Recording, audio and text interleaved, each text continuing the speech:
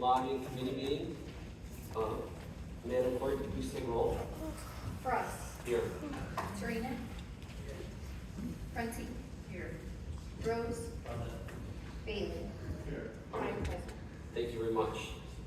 We have an item on the resolution for a resolution calling for a ceasefire in Palestine, the West Bank, Lebanon, and Israel. Is there a motion to approve? Second.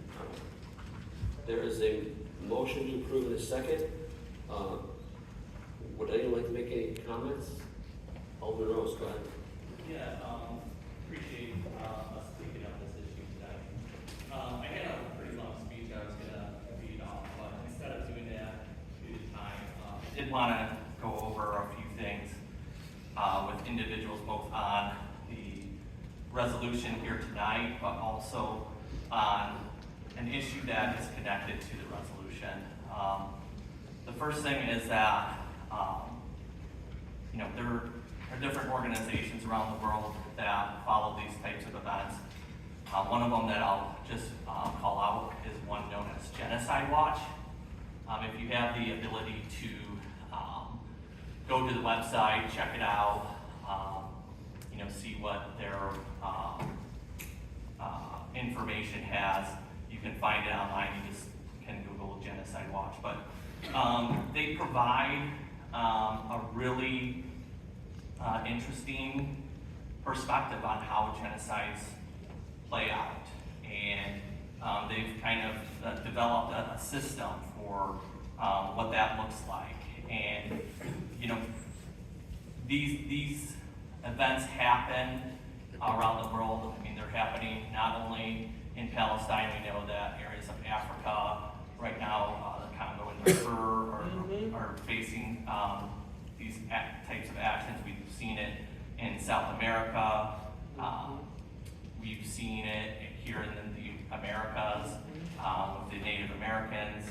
I mean, historians have argued that slavery was a form of genocide. Most undoubtedly it was. The term actually first stems from the Holocaust, though, and I want to also give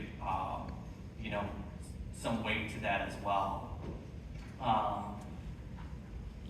I stand here tonight in a sense of I don't think debates on genocide should ever occur.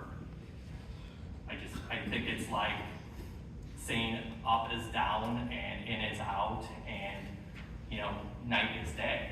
I don't think that should be something that we should ever come to terms with.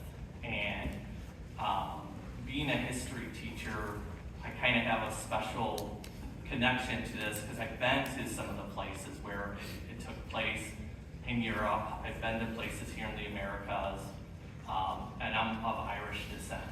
And if anyone knows what happened in Ireland, what we oftentimes refer to as the Irish potato famine. When you go to Ireland, they don't call it that. They actually call it the Great Starving.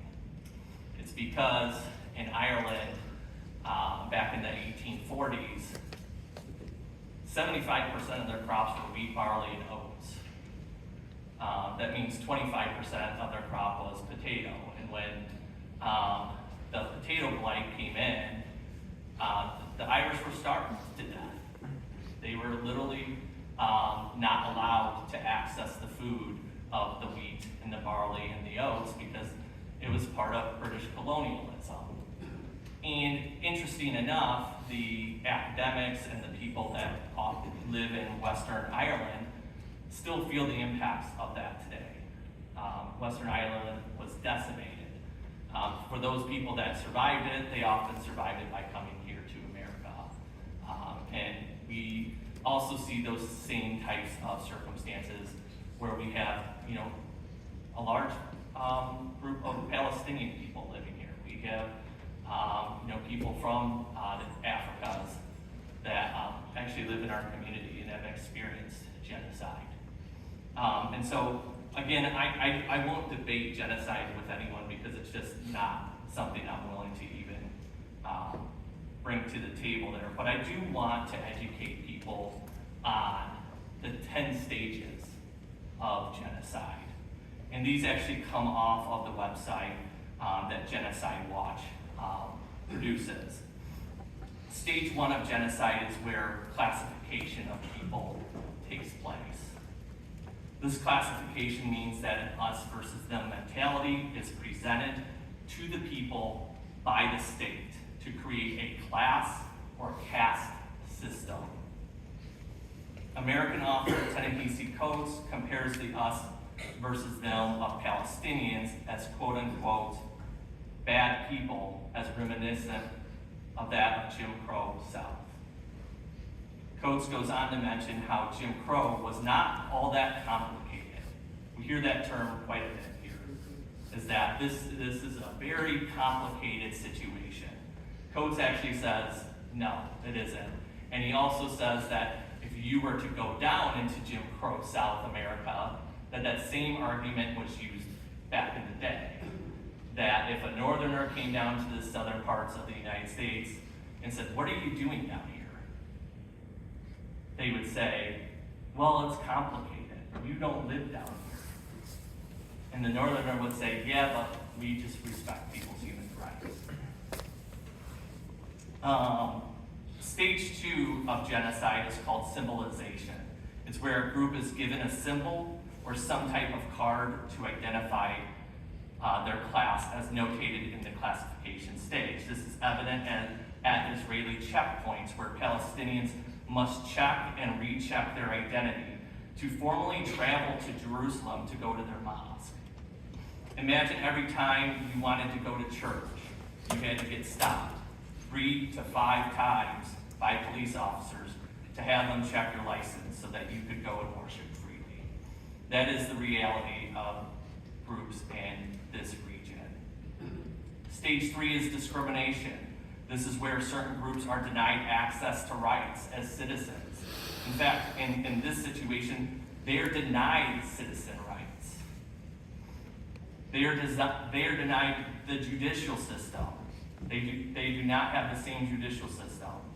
The inability to recognize these quote-unquote citizens, which they're not citizens, is another factor in this stage 3 of discrimination. It's also a factor, this discrimination, when homes are stolen by the military at will of the military to be used as a military house or to be given over to a settler in this region.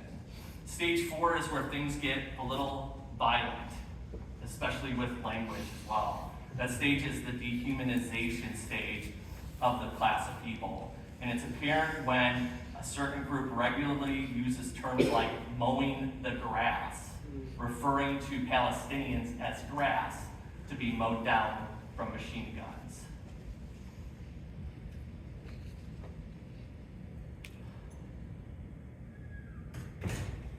You also see this in terms when innocent civilians are referred to as human shields, an inanimate object. They're not human, they're shields. More distinctly, when you have government officials referring to Palestinians as animals, is where dehumanization fully takes place. Stage 5 is where organization takes place. This organization is the organization that carries out the genocide. In this case, it's the military of Israel.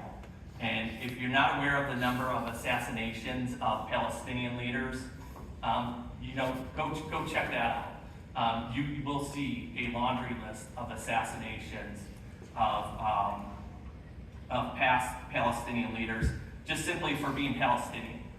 I mean, they can go ahead and talk about the whole Hamas, Hezbollah kind of stuff, but I mean, many of these leaders just were part of their leadership and had nothing to do with any violence. But that laundry list of individuals has been taking place since the 1950s. There are hundreds, if not thousands, of assassinations taking place under that organization step in genocide. Stage 6 is known as polarization. Polarization is the stage where the government works with civilian organizations to create unsafe living conditions for the other group. This is done prolifically through the support of the IDF for settler colonial armed militias who terrorize the West Bank and other regions where indigenous Palestinians live. The war crimes of these groups are well documented by numerous human rights organizations and agencies, and even the United States government. And that is why the Biden administration has made some challenges to the Israeli government for doing those types of tactics. Some of those similar situations have happened in Darfur and other regions around the world as well that we're following. Stage 7 is the stage which is known as preparation. This is where the state is planning the genocide and uses the language of propaganda to claim self-defense as a means to justify the violence against the other group. And if you haven't heard that, you hear it all the time in the media where they say, does Israel have the right to defend itself? How come they never ask that with any other country around the world? You don't ever hear that phrase with other countries, except for in this situation, and it's because it's designed to bring about that component of preparation. This phrase has been used prolifically to justify an unjust war on women and children. This government action has killed a record amount of UN aid workers. 280 in total UN aid workers have been killed, more than any recent war since World War II. It's killed over 800 medical personnel. Doctors Without Borders have been calling for a ceasefire for months. They are a reputable organization. They work all throughout the world, not in this region alone. We've seen more journalists killed in this time period than in any other conflict as well. I don't have the numbers for that, but they're seen high, and I had them earlier, but I could not find them today. Stage 8 is the persecution stage, where the actual bombing of Palestinian hospitals, schools, aid stations, and other gathering spots have gone on for over 1 year. The civilian infrastructure have no place or no argument should be allowed to be bombed in anymore.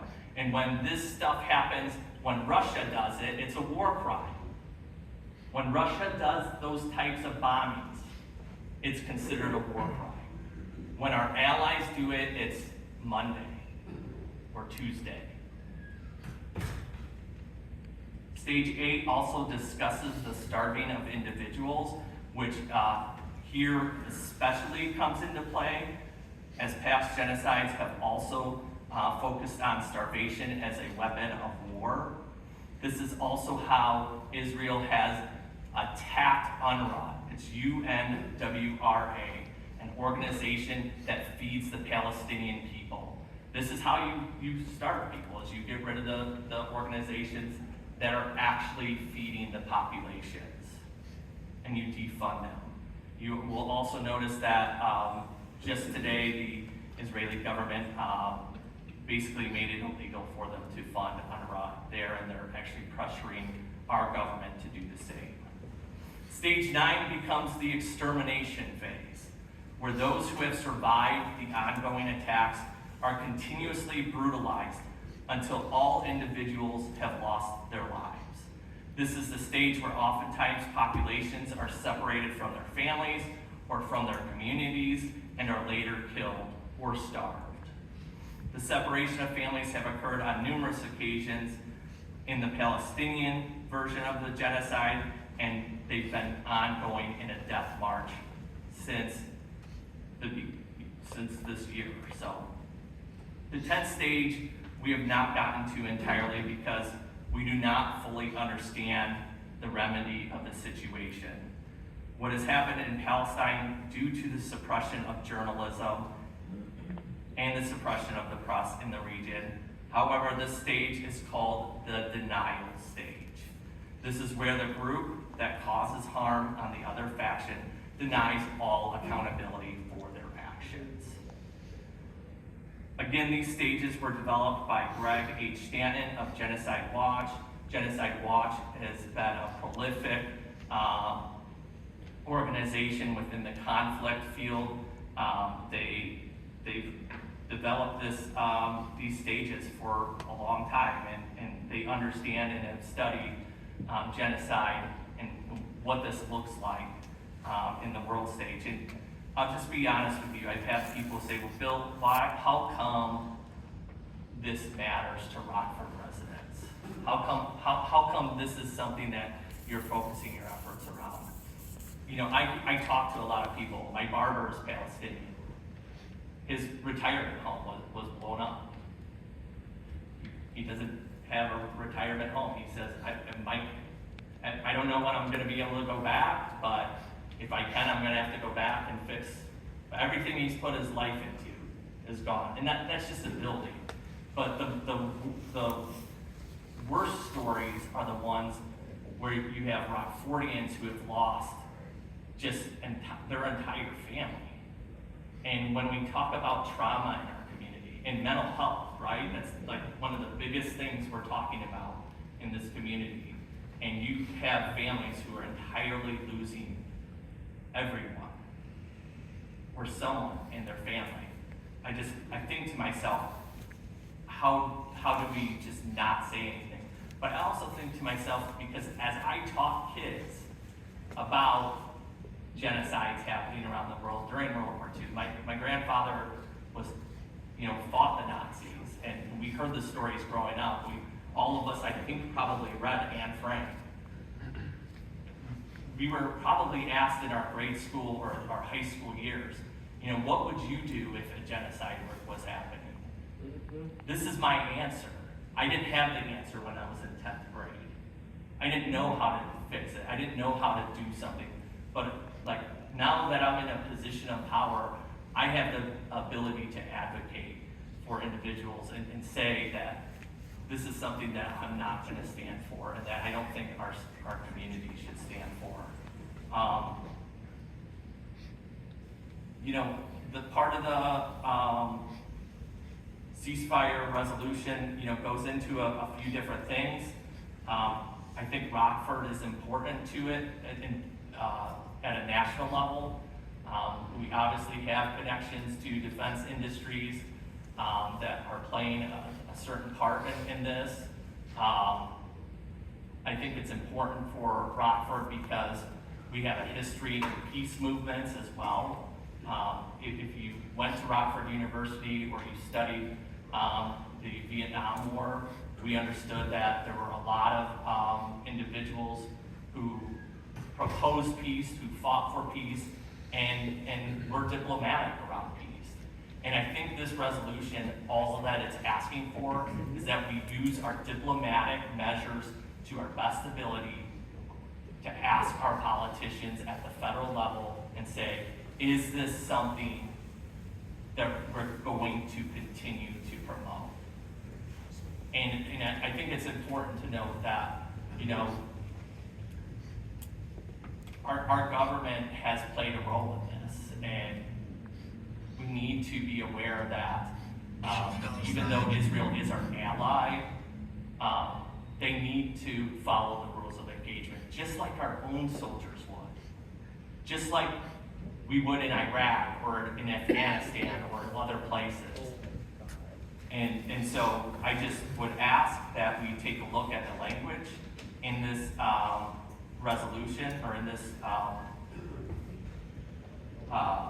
resolution, and take a look and see if this is something we could promote to our federal officials. Thank you.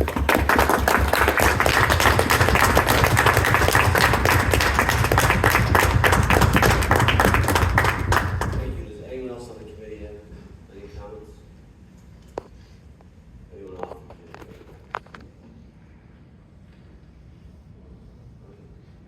Well, I guess then we'll vote on the forwarding resolution.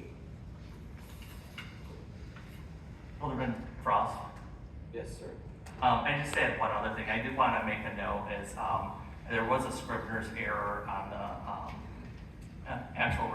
it was under, for the lay law, it's actually spelled Leahay. So just wanted to make that note as a part of the resolution. Thank you. Frost, No.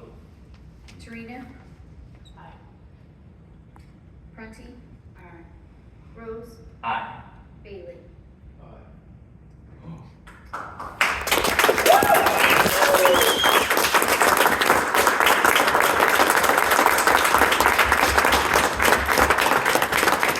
Thank you very much. Is there a motion to adjourn?